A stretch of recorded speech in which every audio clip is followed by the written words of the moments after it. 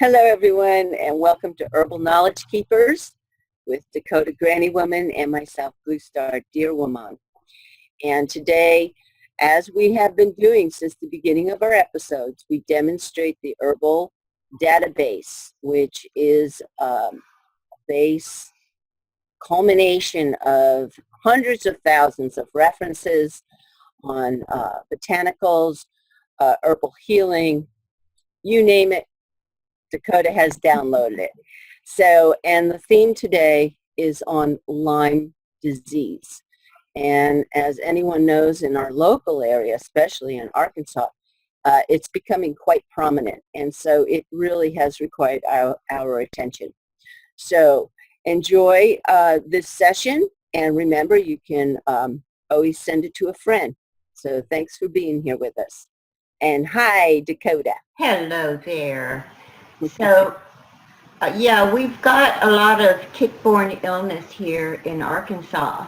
It seems to be increasing, and in other parts of the country too. So it seems like this is the topic of the day, the month, the year, the decade maybe, because it's being called, Lyme is now the #1 vector-borne epidemic globally. Wow. Yeah.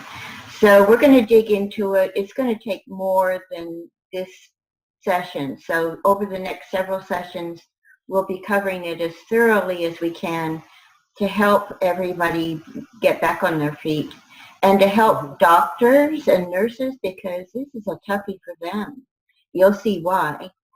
So get your doctors into the database. If you have a good nurse practitioner, get her in, and certainly anybody that may be suffering with this, they really can benefit from using the database as a key part of their recovery. So I'm going to do some screen sharing now, and we're just going to start with ticks. And yes, at some point, Dakota, let's share with what the research at the University of Arkansas is doing. I don't know if you have that. Okay, so let's begin with taking a look at ticks. To pull that up, all you have to do is go into the search box and type in ticks, and it will come up. I'll show you how to do that, give you some examples of how to use the search box for the new folks. Ticks may not be the only way to contract Lyme, but they're the major vector. Here we have some different topics that ought to help everybody avoid getting this in the first place. So here we have a video on avoiding ticks. And show where you find, yeah, there you go. And then you go down below. Yeah, and I'm clicking that upward pointing arrow. So that's a good place to start, right? That's a good one. And then we also are very interested in tick repellents. Now, powdered sulfur I haven't put in here yet, but that is another one. Putting powdered sulfur on your legs and feet when you're going out in the woods. Yes, and let me offer a way that you can do that. You can take an old sock, pour the sulfur powder into it, not the sock, and then you just pound your boots and your ankles with it. Yeah. So ticks have been a real problem in this country for a long time. There's, in the database, you'll see a little blurb that was written in the 1600s by an explorer in northeastern United States. By the way, Lyme was really uncovered in New York, Connecticut, that area first. That doesn't mean that it's only where it was, but that's the beginning of our story. At any rate, in the 1600s, he was going on and on and on about how when you walked through the woods, your clothes would just be covered with ticks. And we know that they've been carrying it for at least 5,000 years, because you remember that Iceman mummy that they found a while back? Remember that guy? Yeah. he had Lyme disease. Really? Yeah. He, Wow, how yeah. fascinating. Oh, actually, and I just thought of something else, Dakota. Recently, I had a neighbor uh, bring me a sulfur block. It's like about 16 inches high by about 10 inches wide. Uh-huh. And she said she put it out in the woods near my home. And she said what'll happen is the deer will lick on it, and then the ticks don't readily attach to the deer. And the deer, when they travel through your area, they're not dropping as many ticks. Oh, that's wonderful. Right? And then Yeah. also the sulfur in the climate, when it goes down to the soil, it enriches the minerals in the soil. Yeah, I can see that. Mm-hmm. Excellent. Mm-hmm. So here we have the tick repellent, and if we again open up the screen down here, you can see there are links to different recipes and ways of making these. Here's a simple way to make a blend. And as far as comparing them to each other, these are those that have been found to be most effective. And recently, one of the newer studies really emphasized the use of red thyme, which folks don't usually talk about when they're making these tick repellents. Usually what you'll hear is use rose geranium, which is different from just a plain old geranium essential oil. And this one, not many people know about. The amyris is also very effective. So making up a tick repellent like this and using it frequently, that's one of the things. If you're going to use these essential oil types of tick repellents, you need to keep spraying, because most of them will only be effective against insects for, I don't know, 15 minutes to half an hour. So it's pretty ongoing. You can't say it doesn't work if you only sprayed once and then we're out in the woods for an hour or two without spraying again, right? The bourbon geranium is a specific type of geranium essential oil also. So you can, if you're doing the geranium, go with rose geranium or find this bourbon geranium, and you're going to have a better effect. So let's go back up to ticks, and you'll see we've got, let's see, we did avoiding the tick kit. Now what this is, dear woman, can you say something briefly for the folks here in Arkansas about the university's program where they're sending out a different kind of a tick kit? I'm happy to do that. University of Arkansas, and I actually have it here with me. They basically send you vials and a card that what they're asking us to do is, in an area, as you find a tick, whether it's alive or dead, you put it in a vial, and then you write down the basic location of where you found that tick. And then you send it back to the University of Arkansas, and this will assist them in doing research. I think they're just looking for if there's a way to identify if there's more prominent disease. I believe they're checking for all the tick diseases that we know of. Okay. And here is the email, and we can put it in the YouTube, Dakota, at the bottom. Okay. Here is the email. You can send the email. It's a free kit, and they'll mail it to you. And you can just request your tick kit. Excellent. Thank you. So You're welcome. this tick kit is like a first aid kit. It's something that you make up. Here are directions if you click on this link. And of course you can modify it according to what you are learning through the database about repelling them and dealing with it. Now, if you are bit, this is really important. Most of us were taught that you have to, of course, remove it immediately, but if it's been on for, say, 24 hours, up to 24 hours, you're probably safe. It probably didn't transmit any disease. And so, it's been on a day, you remove it, you're probably okay. Now they're finding out That's not necessarily true because, well, first of all, there are some tick-borne diseases that are transmitted immediately. But in this show, we're really focusing on Lyme. With that one, they discovered that up to 10% of the tick had themselves an active infection. Now, normally they're immune to Lyme themselves, but they can have an active infection. And if they do, that means that it's pretty much as soon as they bite you, like within 15 minutes, they've transmitted it to you. So there is a chance that you could get it very quickly from a tick bite. And I will add there are some other vectors that seem to pass Lyme along. One of them they're looking at now is the possibility that it can be passed along sexually. The organism, the Borrelia spirochete, is related to syphilis, which is also a spirochete. They're finding some commonalities between them.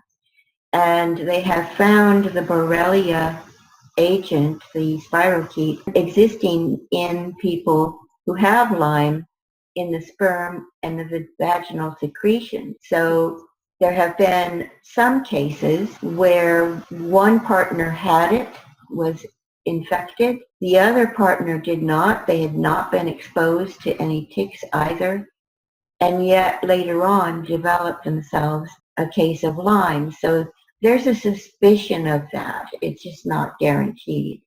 So now let's go to the tick-borne diseases. By clicking on that, it comes up, depending on how fast your internet is.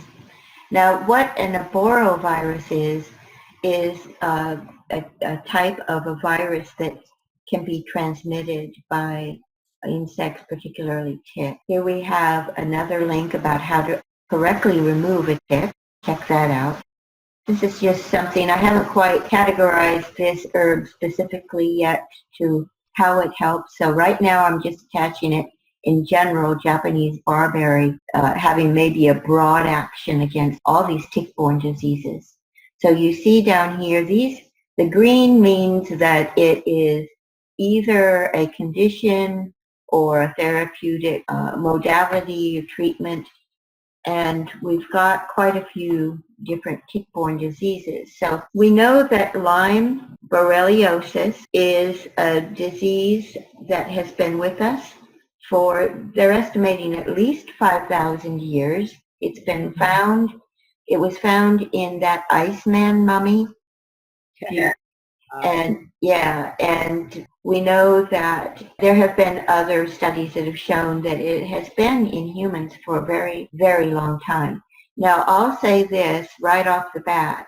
If you were diagnosed with Lyme disease, consider yourself one of the fortunate ones. And the reason I say that is because, first of all, it is essentially a clinical diagnosis. That means that they can't rely on lab tests to tell you if you have it or not, because there aren't any really accurate lab tests. The Western blot is the one they usually use. It only picks up 50% of Lyme cases. And the reason for that is that they developed it using the two Borrelia species extracted directly from the tick. And so that's what they will test for, is against those two species of Borrelia that came directly out of the tick. However, we're discovering that this bug is a chameleon. As soon as it enters the human body, it starts to change its antigens, and so that it can evade the immune system, basically, and it changes into different variants. So initially it enters as one type of spirochete, basically, and then it changes into another kind and another kind and another kind, and it can keep changing. This is the largest bacteria that we know of. It contains 26 or 27 different chromosomes, and they're all designed to evade the immune system, partly by changing its expression, its gene expression, so that an immune system that learned to recognize it and kill it, all of a sudden when it changes, it appears like the old bug is gone and here's a new guy that the immune system has to start all over again, figuring out what it is. And they can do that over and over. So the problem with the Western blot and a number of other tests, the ELISA, by the way, is not as good as Western blot, is that it can't detect all of these different forms of Borrelia. Just the two that came directly from the tick, which are just a shadow of that in the body once it enters the human and starts to change. So if you do get a diagnosis that you have Lyme, you're very lucky that you found out, because Lyme is the great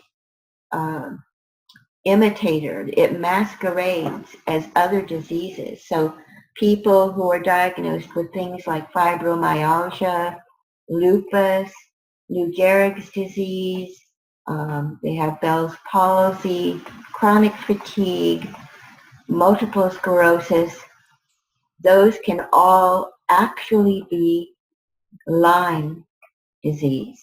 And it was not discovered because it's masquerading with the same kind of symptoms, creating the same kinds of effects in the body. And also, well, we won't get into that yet, but there are co-infections. So here we have tons of good information that you can click on any of these links and learn about it. If you suspect you have it or you know you have it, it is well worth your time learning, because chances are your doctor has not had really an adequate education in Lyme. And in fact, there is a branch of study in medicine specifically on Lyme that doctors have to take in order to become recognized as what's called a Lyme literate doctor. And I'll show you in the database, you can locate Lyme literate doctors. If they're not Lyme literate, they're going to probably misdiagnose things. Again, this is a clinical diagnosis, meaning that the doctor has to know what to look for. And if he has a patient, for example, with fibromyalgia that isn't going away, he has to know to look for Lyme. You know, that just might not occur to him. So in the database, we have a lot of information on diagnosis. Some of this is really oriented towards doctors, so that if they're subscribers to the database, they can come here and see what to look for, and it will help them with their patients. So there are signs of active infection. And let's start here. One of the classic signs that you have Lyme is that the symptoms come and go. They move around the body also. So there could be, for example, for a while you've got really bad headaches, then those go away and you feel good for a while. And then all of a sudden you're starting to have migrating pain, joint pains, you know, your elbow, then it's your knee, you know, so that's moving around. Different symptoms come and go. And this is because of the biology of the spirochete itself. It has a growth cycle that's based on about 4 weeks. So there'll be an active phase of the Borrelia where you can have a lot of symptoms. And by the way, it's during the active phase of the Borrelia that antibiotics are effective. If it's going into a more dormant phase,